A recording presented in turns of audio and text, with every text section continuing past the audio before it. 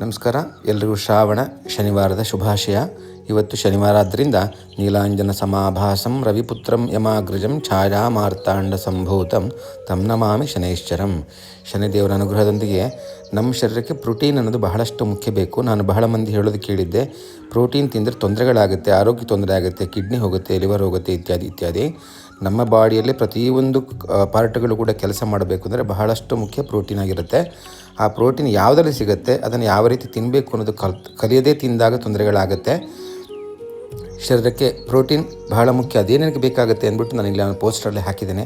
ಎಲ್ಲರೂ ಖಂಡಿತ ಅದನ್ನು ಪೂರ್ತಿಯಾಗಿ ನಿಧಾನಕ್ಕೆ ಓದಿ ನೋಡಿ ಕಲ್ತ್ಕೊಳ್ಳಿ. ಯಾವುದೇ ತಪ್ಪನ್ನು ತಲೆಗೆ ತಗೋಬೇಡಿ. ಯಾರೇ ಹೇಳಿದ್ದು ಗೊತ್ತಿಲ್ಲದಿದ್ದವ್ರು ಹೇಳಿದ್ದನ್ನು ತಗೊಂಡು ಮಿಸ್ಟೇಕ್ ಮಾಡ್ಕೋಬೇಡಿ. ಎಲ್ಲರೂ ಒಳ್ಳೆಯದಾಗಬೇಕು. ನಾನು ಇತ್ತೀಚೆಗೆ ಜ್ಯೋತಿಷ್ಯ ಪೂಜೆ ಜೊತೆಗೆ ಆರೋಗ್ಯ ಚೆನ್ನಾಗಿರೋದಕ್ಕೆ ಏನು ಬೇಕು ಅಂತ ಕಲ್ತ್ಕೊಂಡು ಎಲ್ಲರಿಗೂ ಕೂಡ ಅದನ್ನು ಹೇಳ್ಕೊಡೋದಕ್ಕೆ ಪ್ರಯತ್ನ ಮಾಡ್ತಾ ಇದ್ದೇನೆ.